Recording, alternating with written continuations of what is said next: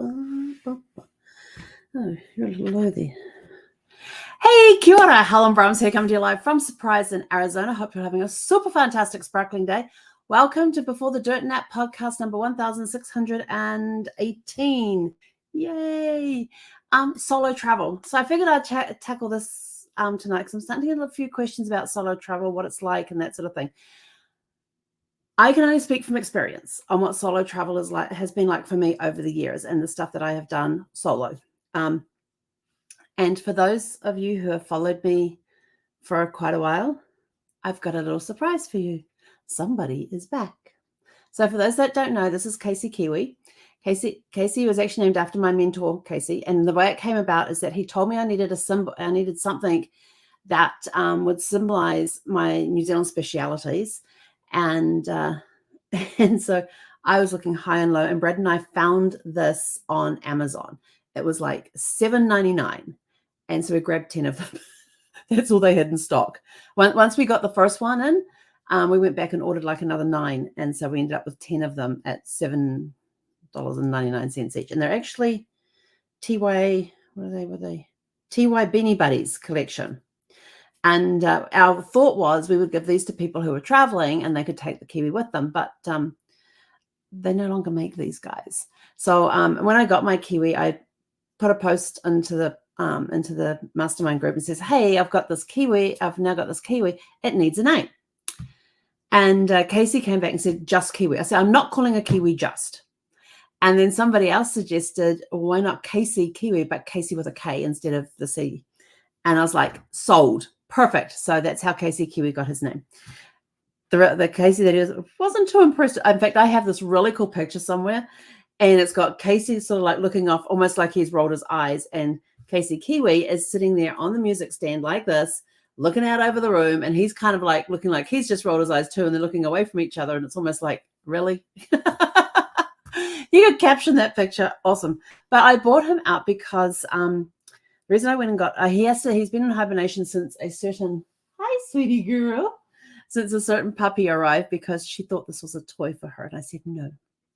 So I bought Casey Kiwi out especially for tonight because, let's see, when you're talking about solo travel, it is a completely different ballgame than when you're traveling with somebody else, especially if you're doing something like a cruise, because all the cruise prices are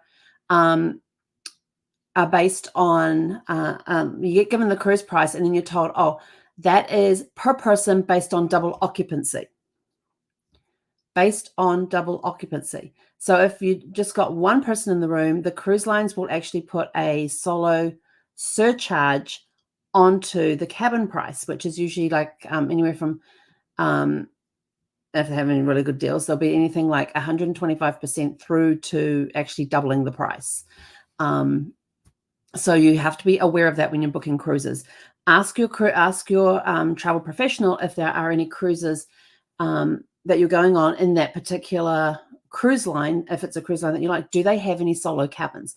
Because the cruise lines are now starting to become aware that solo travel is becoming a big thing these days, and more people are doing solo travel.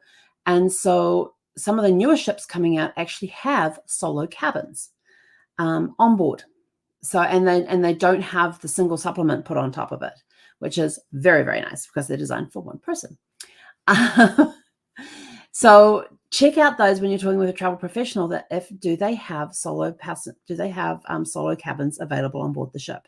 Some are just inside cabins, and some cruise lines are actually doing balconies for solo cabins too.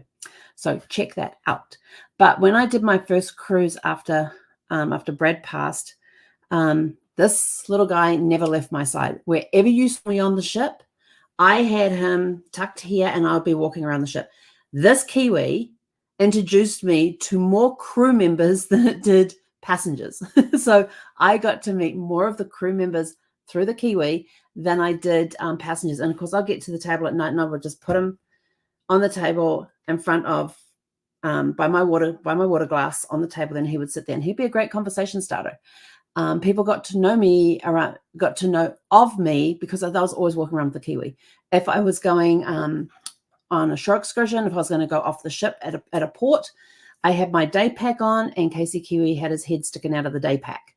And so he would like, what? wherever I went, Casey Kiwi went with me. So yeah, that was really cool. So he was a good icebreaker for when traveling solo. And you don't have to carry something as big as this. You could even take maybe I'll take this guy with me one time.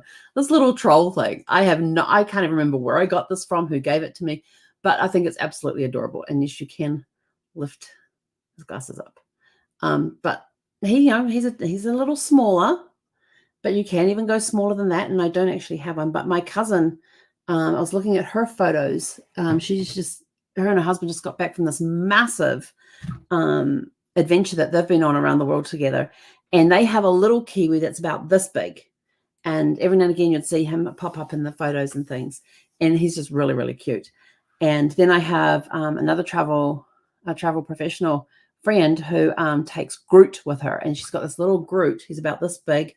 And I think he might actually be like a planter or something that you can get, but he's about this big. And she takes Groot with her wherever she goes and takes cool pictures and all that sort of stuff. So that if you're whether you're traveling as a couple or as a solo, but especially when you're solo, it gives you an icebreaker, especially if you're not somebody who is comfortable going up and talking to people when you sit down at a table. I had the flex dining or the anytime dining, whatever you want to call it. It wasn't the set dining time. And every time I got in there, I did not do a set dining time because being a solo traveler, I would more than likely get sat at a table with a family that had 1 or 2 seats available. And so I just selected the anytime dining on board the cruise ship because every night I went in there, they go, would you like a table by yourself? I said, no, I'd like to share a table, please. And, with at least, one of the big tables, like 8 to 10 people. And that was how I got to meet other passengers on the ship because I didn't want to sit by myself and have a meal. I wasn't at that. It took me 4 or 5 months after Brad passed before I went to a restaurant and sat down and had a meal by myself in a restaurant.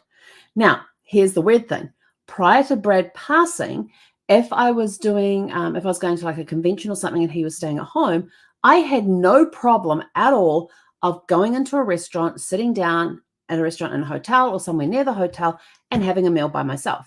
Once Brad passed, that changed. It took me either 4 or 5 months before I was out driving one day and there was a Denny's close by and it was like 2:00 in the afternoon. I thought, I haven't had lunch. Right. And it was just a quick decision that we're going to go in there and have lunch. I'm walking up there and I can feel the nerves starting. I just felt very, very nervous. And I'm like, why? It's lunch and a Denny's, And so they sat me at a table. I happened to have my Kindle with me because I'd thrown it in my bag for some reason. I hadn't even planned on going out for dinner or for lunch, and sat there and read on my Kindle while they got my meal ready and all of that sort of stuff. And I got out of there and I got in the car and I let out this huge sigh of relief to think, I've actually done it. I've actually had a meal out by myself. And then I was thinking, but hang on, I've been lots of places when Brad wasn't on a trip with me where I've had to go and eat my meal by myself in a restaurant. And that wasn't a bother. What was it that was different about the fact that, yes, Brad had passed, but why was this such a struggle for me? It was the same when I did the 2 cruises in 2018. Brad had passed in 2017 when I was doing them by myself. And I'm sort of like, why? And at one point I asked myself on the cruise, it's like, why is this such a big deal?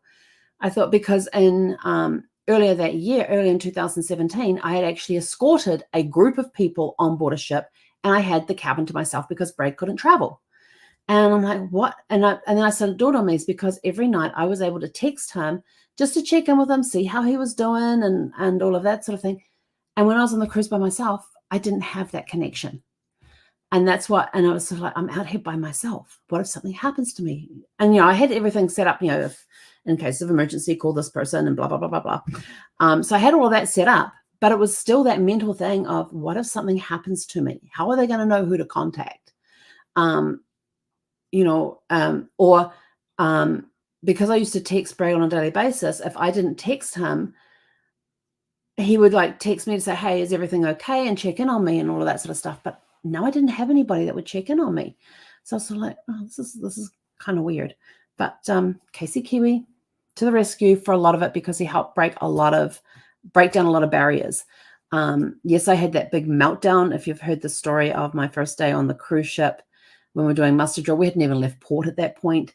And we're in the muster drill there, and I'm looking around. There's couples everywhere. I am the only person standing by myself in a room full of couples. Now, there may have been some other single people in there, but I couldn't see them because all I could see was couples everywhere. And it suddenly dawned, and this big wave washed over me of, this is my life now. And there's not going to be any more trouble with Brad.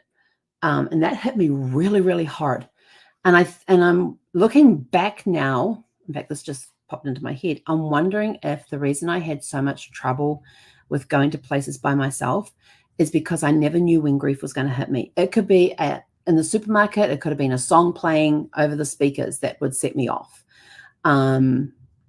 It could be hearing a phrase or something, or seeing somebody as tall and big as Brad from behind that was blonde hair. And because Brad was a big guy, he stood out.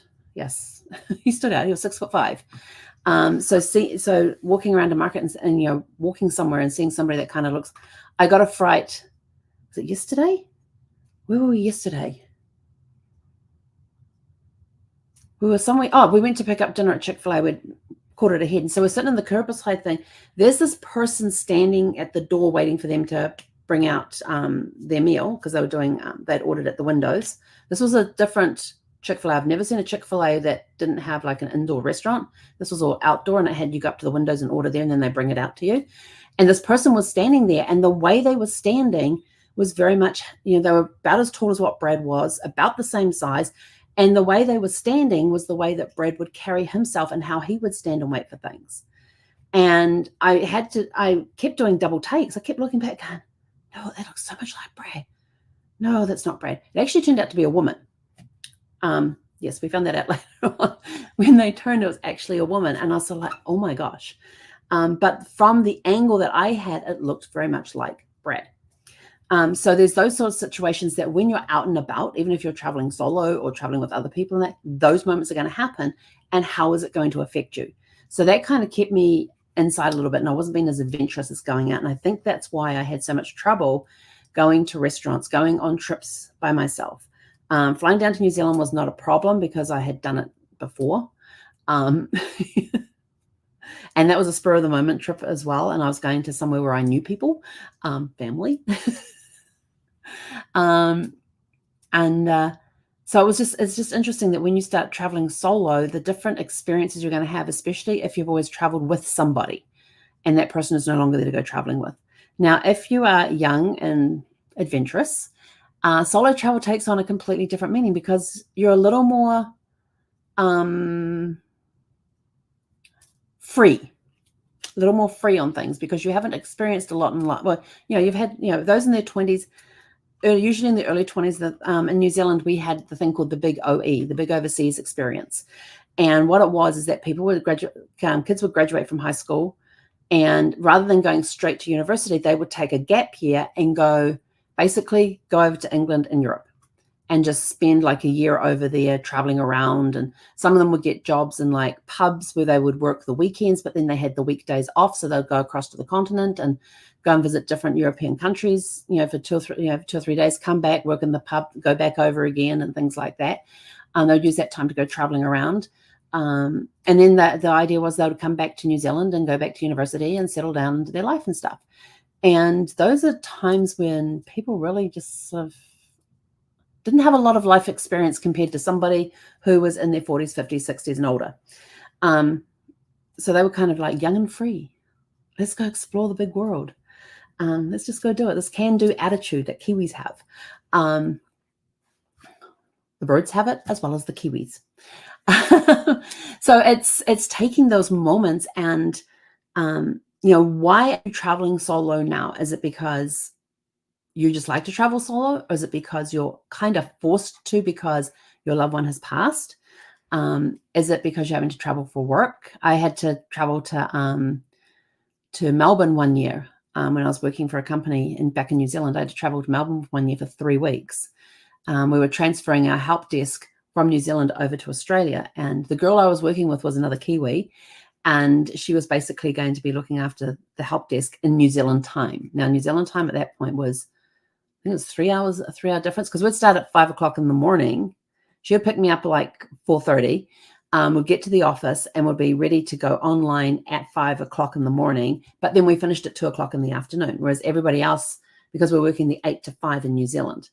And that's what we did. And then I would get back to the hotel like around 4 o'clock in the afternoon, and 3:30, 4 o'clock, somewhere around there. And then I had an evening free to go do what I wanted to do.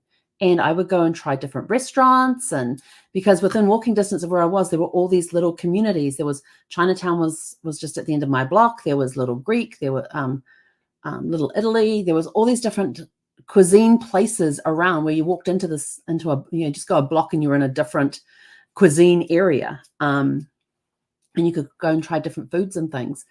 And so I got to walk around in daylight, which was very good safety-wise, because it meant I didn't have to go out walking at night. There was one night when I was out walking, and that was just basically down to the end of the block and around the corner, because my hotel was in walking distance of 5 different live theaters. You'd walk out the door, and there was like a side door to the Princess Theatre at the back there. It was actually on the side. And then I would walk down and I could walk around. And there was another theater there where I went and saw Blood Brothers. And there was a theater across from that was playing The Pirates of Penzance. There was another one around the corner. I don't know what that was playing. And then there was another one that was close by as well. And I don't remember what that one was playing either. But that was the only time I was out at night walking by myself. And that was just out of the theater, around the corner, and straight up to my hotel. It was a little scary. But I got there. I was very aware of myself. I was always looking around, never looking down, always head up, looking around. People are more likely to be, they give you different tips for safety. And one of the ones that I always remember, we learned this one in school, was if you're in an area where you don't know your way around and you're uncomfortable, never look down. Keep your head up. Always look up and always be looking around and be aware of your surroundings at all times. Because people are less likely, this was back then.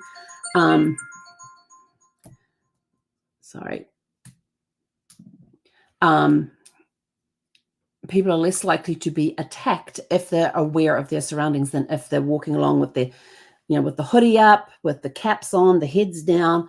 Those are the ones that are more likely to be attacked than those that are up and they're very aware of what's going on around them. Because this is what we were told when I was younger, was that they like those that go after people and that are more likely to do it to somebody who is unaware of their surroundings or where they are, because they've got the element of surprise on them. So if it's still true today, I don't know, but I just know when I'm out walking, especially walking Zephy, she's walking, her head's like on a swivel. It's all over the place, and her nose is up in the air sniffing on things, and you can see her ears are up, and I'm the same. Well, I don't have my nose in the air sniffing for things, and I don't have ears that turn around, but I'm constantly looking around. I'm not looking down. I'm looking up and looking around and very aware.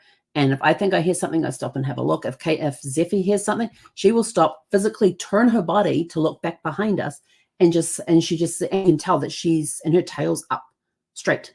It doesn't go anywhere. It just sits straight. And she's been like that the whole time when we were living in the RV. And that's why I think she liked being up on the dashboard, because she could see what was coming as well as hearing what was coming as well. So she was a very good guard dog. If any car even approached or anybody approached our site, wherever we were, she would start this little whine noise as though to say somebody's coming. And then she'd stand up, and then she'd sit up, and then she'd stand up. And the closer they got to us, the more upright she got. So she went from laying down to sitting to standing to even jumping off the dashboard and running to the door, and then back and looking at the door and whining, and then running back up to there to see, are they still out there? Where are they? And back to the door again. So I basically had a doorbell, so nobody had to knock, because Zephy would let me know somebody was there, which made me feel safe, because it wasn't somebody walking up and all of a sudden there's a bang on the door. I had pre-warning. So that was really cool in that regard, is that she was very aware of things at all times in that RV. Always on the lookout. So if you are traveling with an animal, with something like a dog or something, I would just, in fact, the very first time I told her, we were waiting for groceries to be delivered at one of the campsites, and it was the first time I was having anything delivered to the RV. So I told her, I said, I was busy working, and I just called out to her and I said, Zephy, patrol. She comes running out of the bedroom, straight up onto the dashboard and stands there. And I had never used that term with her before, yet she knew exactly what she was doing. And so it was like, well, that's pretty cool. So if you're able to go somewhere with your dog that likes to protect you, very good. But be in control of your animals, please. Don't let them go running and jumping on people. Zeffie has learned that she can approach somebody and stop and let her back end do this, and wait for them to invite her. And sometimes she will even stand up on her back legs and like almost wave at them with her paws. It's the cutest thing. Is that to say, pay attention to me. You're not paying me any attention. But she won't jump up on people now. I've managed to train her off that most of the time. So when you're traveling solo, it's being very aware of your surroundings. You can go and have fun. There's different, in fact, I learned of, there's different tours and stuff you can do that are specifically designed for solo people, that you can do where you've got safety in numbers, which I think is a great thing to do. We've got the Traveling Widows group, which is basically designed for those that are widows or widowers, where we can travel together with people who get it, who totally understand what it is we're going through. And so if there is a breakdown or a moment where you need that support, you have got people surrounding you that know what you're going through and understand it. It's very hard when you've got people around you who don't get it. They don't understand what it's like to lose a spouse or a loved one. And when you suddenly have one of those moments, they don't get it. They don't know what to do. They don't know what to say. They don't know. All I want is a hug. Just hug me. I'm fine. But it's traveling with those people of the like mind. Find meetup groups to go to where they go traveling together or go out for dinners. There's meetup groups that will get together and go to movies. There's I was watching one of the TikTok video things. This woman does there's like side hustle stuff, and she was talking about these different things where you can be a friend and hire yourself out to go with somebody to a concert who wants to go to a concert but doesn't want to go by themselves. Or you can hire yourself out to somebody who wants to go out for a meal and just wants somebody to go along there and just to talk with them. You go into a meal and a movie, or to go to a movie with somebody. It's just having that companionship with you. I remember the first time I went to a movie, I was a teenager. E.T. was the very first one I saw, and that was like in the 80s, like, I don't know, was it 84? I think it was 80. It was early 80s because it was before I went into the Air Force. I went in the Air Force in 84. And then the next movie I went into the movies by myself and saw a movie with was The Overcomer, which was in, 2019, I think it was. The Overcomer came out. I think it was 2019. Yeah, because it was before COVID. So yeah, 2018, 2019, no, 2019, because I was in the RV. And that was before COVID hit. So that was 2019, in November of 2019. And that was so from 1980, whenever ET came out, to An Overcomer came out in 2019. Those are the only two movies I've been to see by myself. Every other time I've gone to the movie, I've gone with a friend, I'd gone with Brad, I'd gone with family. So I'd always gone with somebody. It's what else we got about traveling solo? If you've got pets, they're great companions to travel with.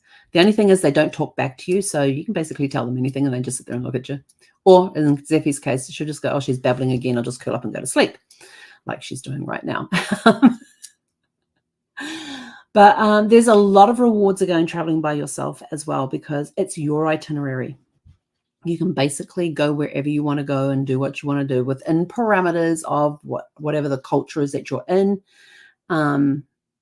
You get to meet different people along the way, depending on where you want to stay and things like that. In fact, I'm going to see if I can get Julie back again, because Julie just finished the pilgrimage walk in Spain. What's it? Carmen de San Diego, I think it was. No, that's not right. Camino.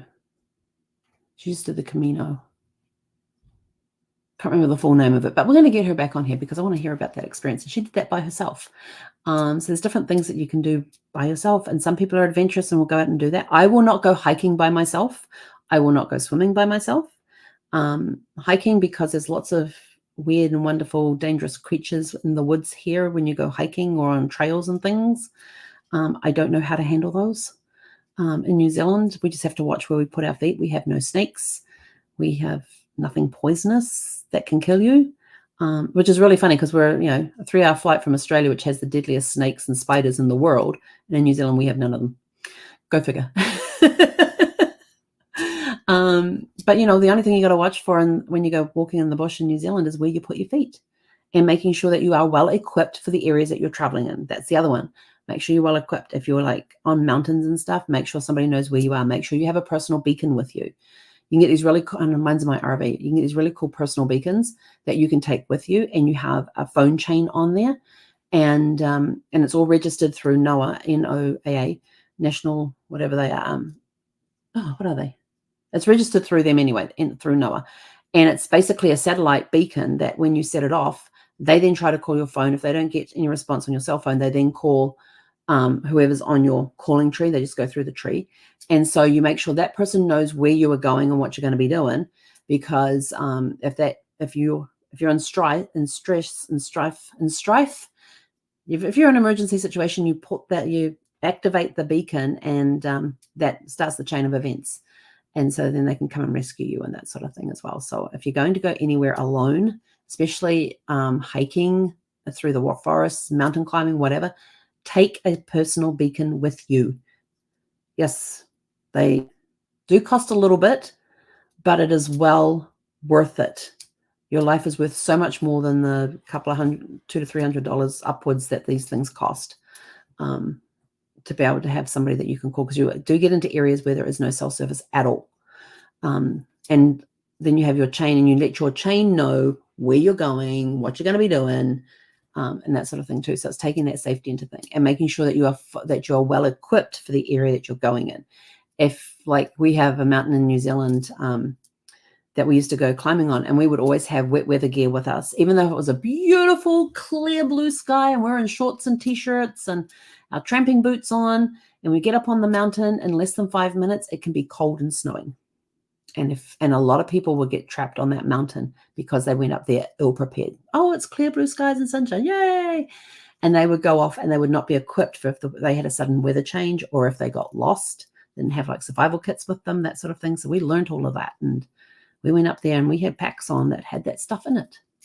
So make sure you are, if you're going to go anywhere and go solo, please make sure that somebody knows where you are and that you have a personal beacon with you, because that can actually help save your life. What else can we tell you? I had a list somewhere. Oh, that's right. It was over here. Hang on. I totally got off my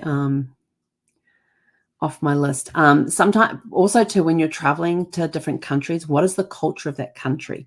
If you are a female, what can you expect as a female? How can you expect to be treated? There's some cultures where they're not too happy about females walking around by themselves. And in some places, if you're going to go visit some religious sites or even some museums and that sort of thing, they want you covered in a certain way. So make sure you're prepared for that as well. With the men, there's really no fans or buts if men are traveling by themselves. When it comes to just, be aware of your surroundings and things like that. But if you're a woman, there are some precautions that you have to take in some countries because of their culture. So be prepared for that. Learn about it before you go. Talk to your travel professional about it, that sort of thing. Let's see. Keep journals. Yeah.